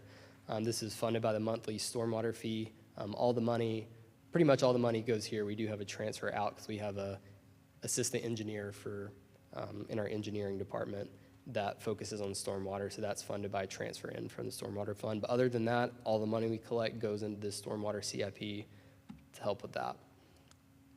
For our vehicle replacements and additions, as I said, we are replacing more vehicles than we did than we have previously. We're replacing about exactly 24 vehicles. Our budget is $3.57 million, about $3.6 million. Once again, this is a bigger number, but we have been putting more and more to fund balance every year, so we have plenty of money that is sufficient to cover these purchases. We were also able to use our ARPA funds to buy some vehicles, which freed up even more of those reserves. We also have $100,000 that is budgeted that is we are putting towards the vehicle replacement for emergency funds. There's nothing specifically budgeted, so if a vehicle comes up that needs to be replaced, that gets wrecked throughout the year, that will come back to you all to do a budget amendment to replace that emergency vehicle. So that's $100,000, which was historically the number we put. We had a few years where we put 50, and then we had one or two where we had 150,000, but we have 100 there. And I will note once again, the budget book, you'll see the pages if you want to look over some of those. You can see all the breakout. The big number for fire is a fire truck, and then we have 2 sanitation trucks we're replacing as well. The vehicle replacement is also done similar to CIP on a 5-year schedule. Only the first year, those are budgeted, but we reevaluate based on criteria adopted in the budget book every year.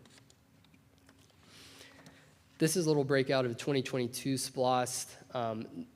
All of these numbers are adopted at the beginning of the SPLOST program. So even though you see these numbers for FY26, the whole budget for all of these is there. This is what is currently there that we're thinking we may spend. You know, that is at council's discretion and staff of how that money is actually spent, but this is what is shown in the budget book to be spent. And then there's other projects that total quite a bit that aren't shown because it's a long list of projects. As mentioned before, we do pay a decent bit of our bonds from the SPLOST, from collections from the SPLOST fund. We have facility improvements, radio replacement, resurfacing. That's something we always do during SPLOST. And then certainly as we see our collections come in, there may be some reevaluation of putting more money to some projects, doing less in some places as well.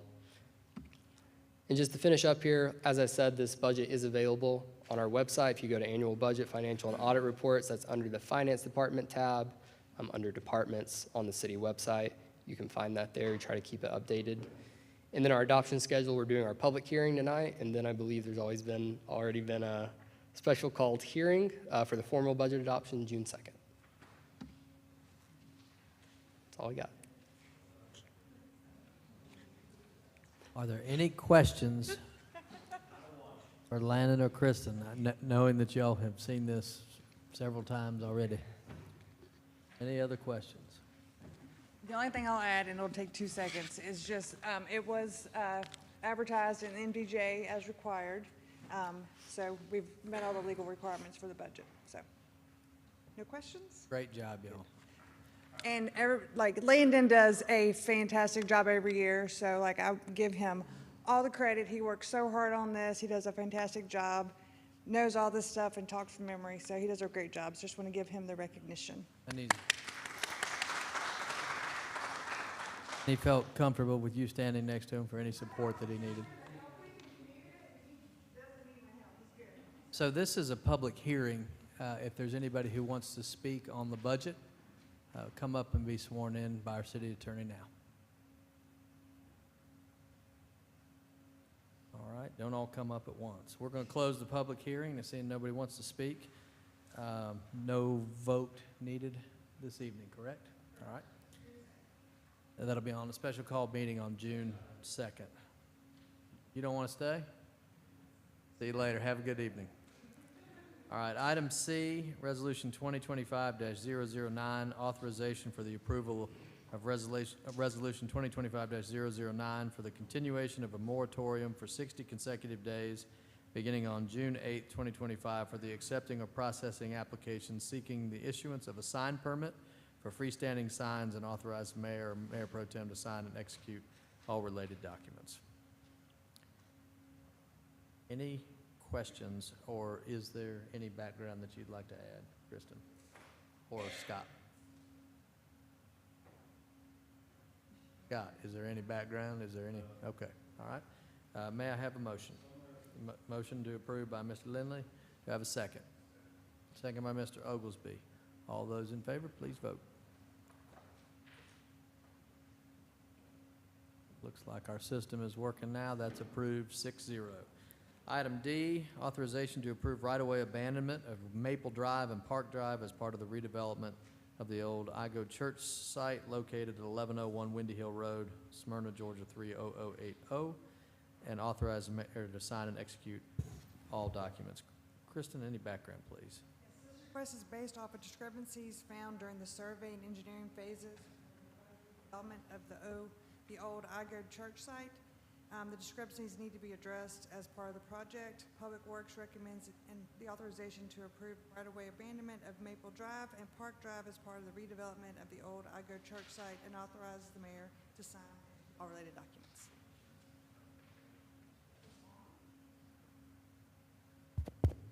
Got to speak into it. All right, any questions or comments from council?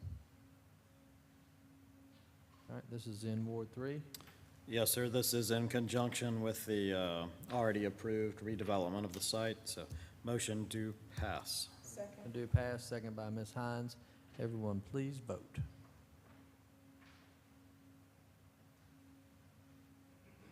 That's approved 6-0. Item E, approval of a change order to the approved contract with Integrated Construction and Nobility Incorporated for the Ward 7 splash pad to add a contingency line item in the amount of $120,000 for an increase from the original contract price of $2,361,808.88 to $2,481,808.88, which allows the project team to maintain momentum and address issues as they arise, amend the 2022 SPLOST splash pad adopted project length budget to increase $120,000 and authorize the mayor to sign and execute any related documents. Kristen, this is just to make sure that we stay on task and don't have any hiccups along the way if they keep the momentum on that project that I know we're all looking forward to being done. Any comments or questions from council? This is in Ward 7. We'll turn it over to Mr. Oglesby. Yes, like to approve as written. Obviously, I drove by yesterday. It's moving right along. We want to keep that going. So authorize, please approve as written. Thank you. I have a motion to approve item E from Mr. Oglesby. Do I have a second? Second by, I think Mr. Lindley got you, Mr. Gould. All those in favor, please vote.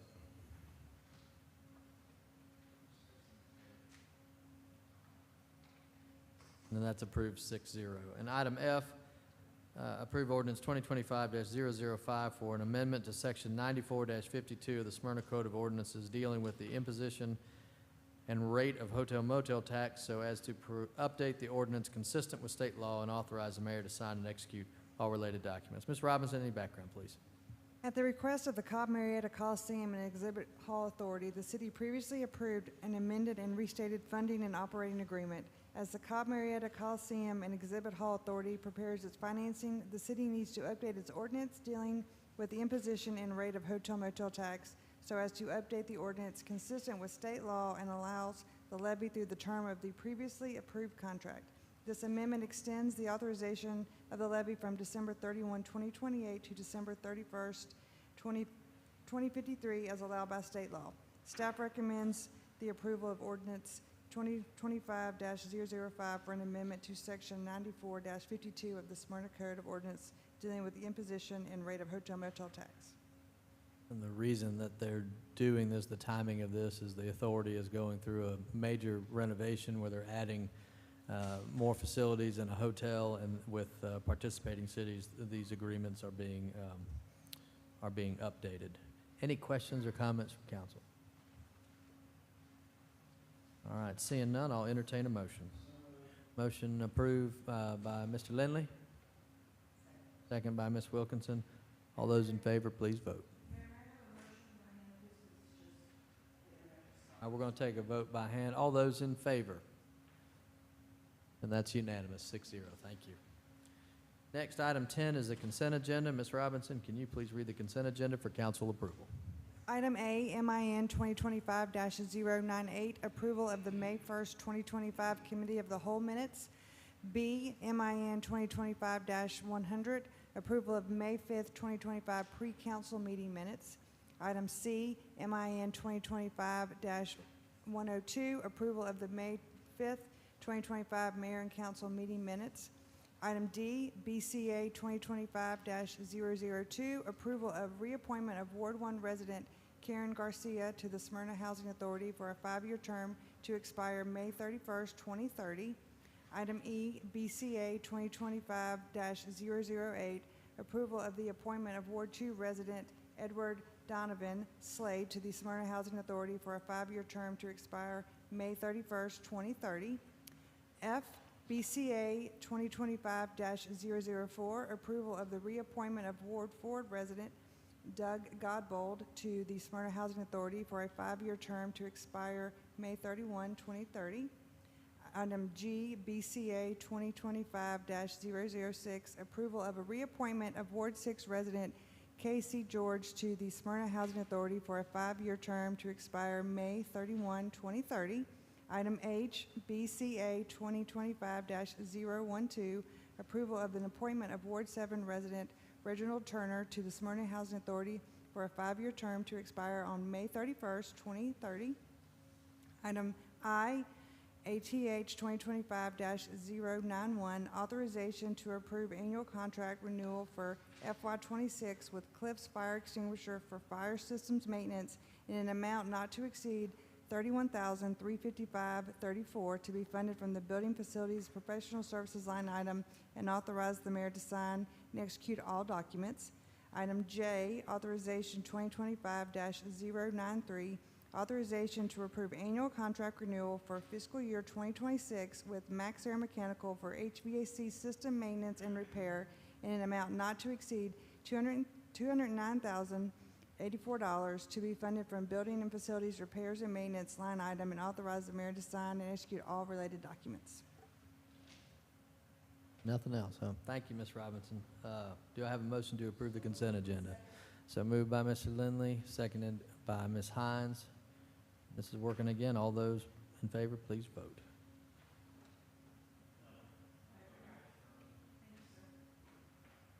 And that is approved 6-0. Now we're to the citizen participation portion of our meeting. We have one citizen who's waited very, very patiently to speak this evening. Elizabeth Hardy, come on up. You really picked a long one to sit through to get to your comments, so I really appreciate you waiting. State your name and address for the record, please. All right. My name is Elizabeth Hardy. My address is 861 Daniel Drive. As many of you know, I manage the Stout Brothers up in Market Village. In 2020, my sister and I moved from Forest Hills to Daniel Drive, which is about 2 miles north from Smyrna Market Village.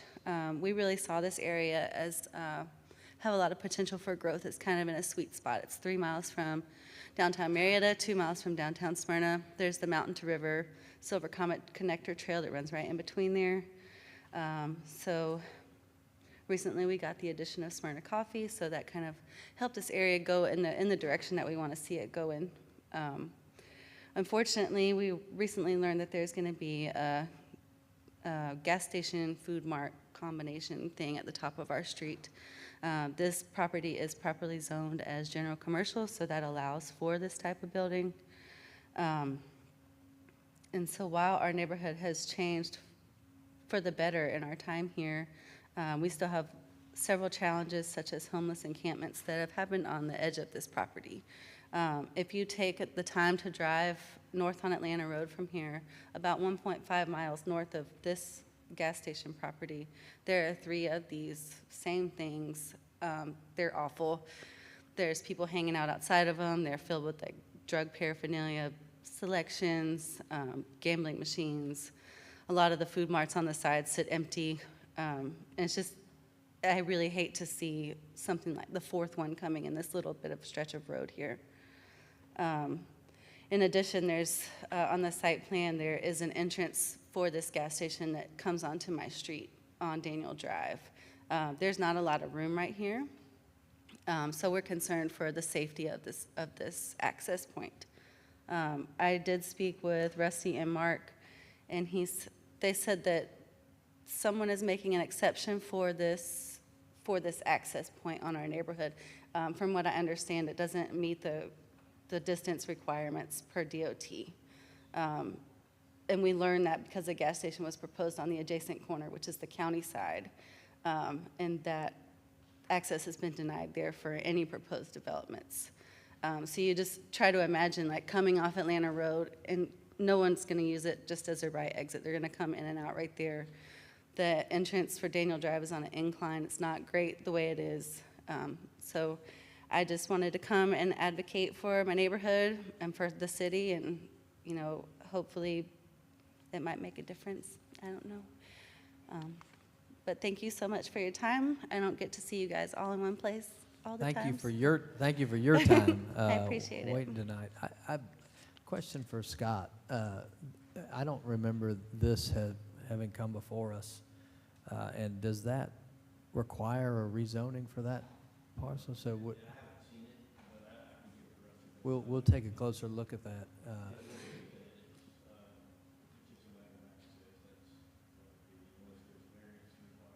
Okay. Okay, that's what I thought. Okay. Yeah, Can I from what say I understand, something? it's properly zoned, but we're hoping for some kind of variance where the neighbors can come and speak up. So, Okay. thank you. Can I say Thank you very much. something? Oh, Ms. Wilkinson, this is in Ward 5. Yeah, Like to this is a comment? property that is in Ward 5, and it is zone general commercial, so it may not even come to us unless they ask for a variance or something. But Rusty did tell me earlier this evening that this issue that you've spoke about with the entrance on Daniel and how close it is to Atlanta Road, it will be reviewed by the county also, because I guess Daniel is in the county, and Atlanta, that part of Atlanta Road We're the might be dividing as line. So well. this, also keep in mind, is the very first property of the city of Smyrna. So if you're coming down Atlanta Road, this is the first thing that we're going to see right here. Right, it is the first one right there in the city. Thank you for coming Thank and you. speaking. Thank you. Bye. I was the only person signed up tonight. Is there anybody else who had any comment they wanted to make this evening? No? Okay. All right, we'll move on now to ward and staff reports, and we'll start tonight with Ms. LaTonya Hines. Had the opportunity with Mayor Pro Tem Tim Gould and the chair of the Fannie Williams Legacy Project to be at the Cobb Landmarks presentation of, in recognition of our efforts on behalf of that, and which is really nice. And then also just reminding people that Rose Garden is having their spring festival on June 7th. Thanks. Mr. Lindley. Thank you. Yesterday, council members Gould and Welch joined me for the renaming of the actual field at Cobb Park after longtime Smyrna resident and I would say pillar Bill Deutsch, so an honor to do that. And a couple of us, council members Gould, Hines, and Pickens participated in the Rebuild Atlanta project over in Rose Garden, so some good work in our community as always. Thank you. Mr. Welch. Very quickly, just a shout out again to the ceremony yesterday for Coach Bill Deutsch. The organizers and actually Richard Garland of Smyrna Parks and Recreation did a wonderful job of it. And I did not know Coach Deutsch, but apparently for an outstanding individual that lived here in Smyrna and supported a lot of people and encouraged a lot of people. With that, I yield. I wasn't able to be there yesterday. I traveled, but I want to thank Craig Brooks and other citizens for bringing that forward to us, and thank you. I echo thanks to staff for making it such a good, well-done ceremony. Ms. Wilkinson.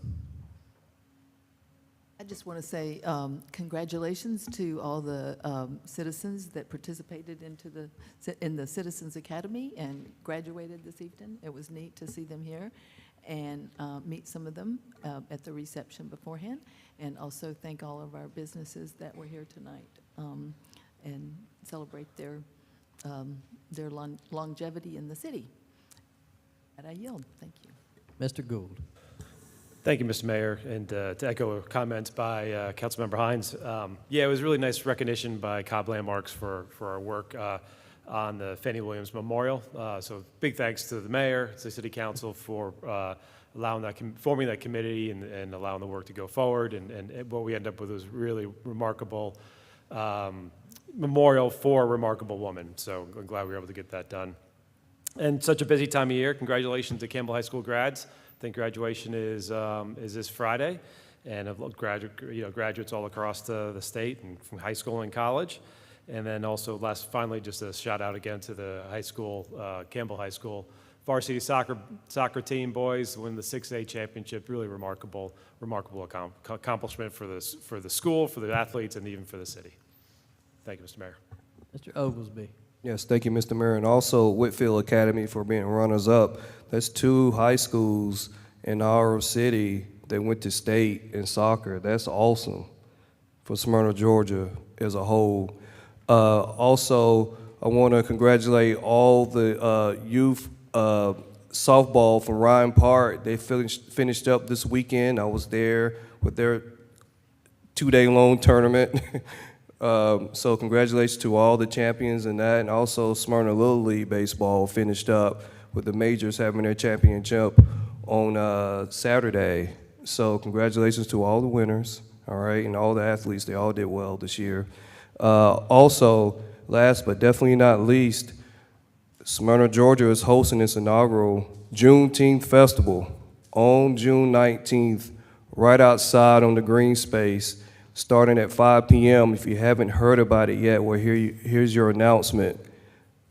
This is for everyone. It's free. It's going to be fun and festive. This is a family fun event, so I expect to see Smyrna come out and support it and have a good time celebrating liberty and freedom. If you would like to be a vendor or a sponsor, there are still opportunities for both. Please contact Jody Mills in our Parks and Rec. You can email her. That's probably the easiest and quickest way to get her at jmills@smyrnaga.gov. And of course, you can also reach out to myself, and I'll help direct traffic and with that also. With that, Mayor, I yield back.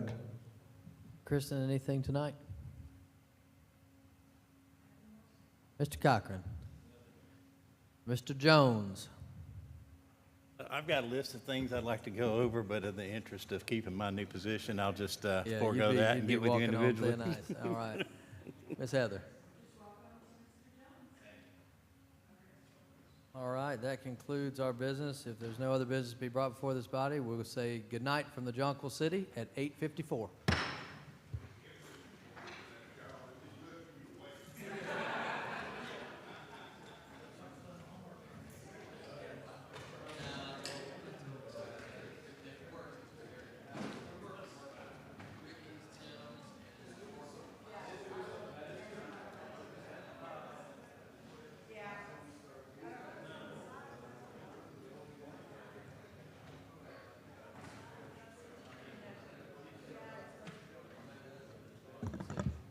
Hello, hello, hello, hello, hello. Hello, hello. That's a little bit better. Is that any better for mine? No? It's a little bit better.